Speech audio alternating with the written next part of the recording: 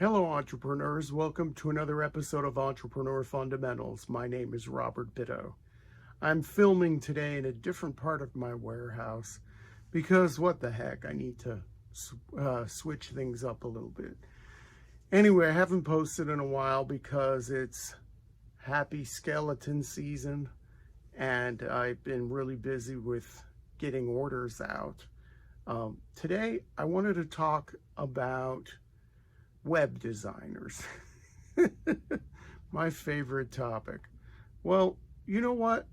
I sell about 98% of my products online. I have a small percentage of my sales going through a paper catalog that I sell to small stores, small brick and mortar stores, but other than that, everything else is online. And I started my business in 1999 with a website. Now, that website's changed a lot since 1999, but it hasn't changed a bit in 16 years. Okay, it's a very old WordPress site. It's awful, it's ugly, it's cumbersome. And in 16 years, I've wanted to get it redesigned, twerked, tweaked, whatever the word is, or, totally scrapped and built from the bottom up again.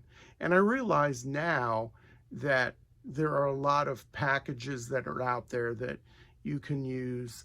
And if you had a lot of time, you could upload your 400 or 500 items that you sell or whatever it is. I have 1,700 items in my product catalog. So for me to do that on my own would be kind of cumbersome, to say the least. And as I said in another video, I sell mostly on the big boys. And I think that's a good strategy to follow because your own website can only have so much reach.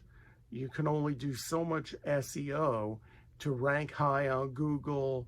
And, if you're especially in an industry where you're competing a lot against other people with similar products, then you're going to get lost in the crowd. And so I always advocate using the big boys because they do the marketing for you. And the big boys, I mean Amazon, Etsy, eBay, stuff like that. But I would really love to have a really good website of my own, sueñosimports.com. When I first started online in 1999, I wasn't on eBay yet. It took me about 9 months after I started my business to be on eBay. I was selling on my own website. I was, I think, the very first to be selling arts and crafts from Latin America on a dedicated website. But that had a different iteration in around 2002, and then 2006, 2006, I had it redesigned from the ground up. And I've had that website ever since. And like I said, it sucks. But even like 4 or 5 years after that website was built, I thought, hey, you know what? It's time for another redesign. And I looked around, I spent hours talking with people, getting quotes, even a few meetings, and I settled on a company here in San Diego in 2011. And the big red flag, and this is a big mistake I made, they wanted $1,200 up front. So I paid them the $1,200 up front. They seemed very legitimate to me. They were called Pixel Me Junk. You can fill in the last word. I'm making up the last word. Pixel Me Junk. And they met with me.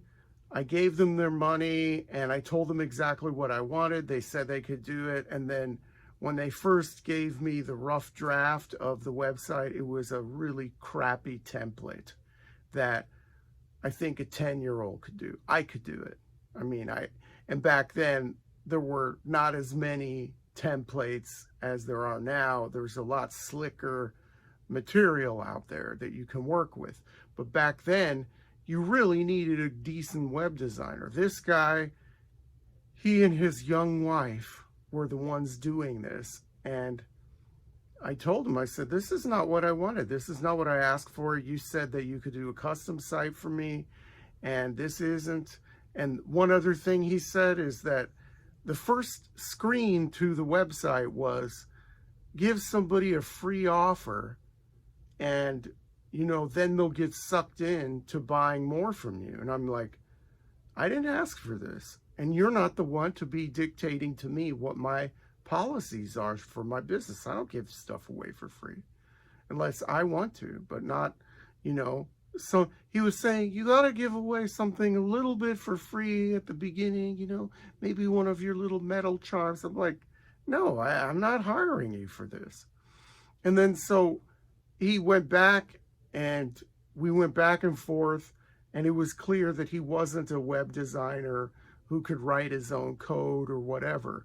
He was used to working with newbies and, people who had no website experience at all. And there were a lot of people back then in 2011 who were barely on the internet.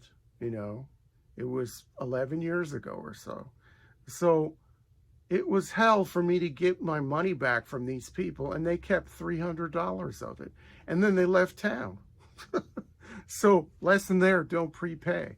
But I prepaid this past month for a new website with a 30-day money-back guarantee. And I got my money back within 4 or 5 days of the deadline. And why did I get my money back? Because once again, these people promised the world, and then when it came down to it, they kept on saying, transfer your domain name to us. Transfer your domain name to us. And I was like, no, not until the entire website's set up. I don't want to have to transfer back or transfer to another host. But I'm glad I didn't, because in my second call with them, when they were putting up the skeleton of the site, which looked really nice, but in the second call with them, they said, send us a CSV file from one of your websites that you deal with that has all your products on it, so that we can convert that. It's really simple. Convert all your files to that format, and then we can upload them all and put them into your categories for you. I'm like, oh, great. That'll save me a lot of time.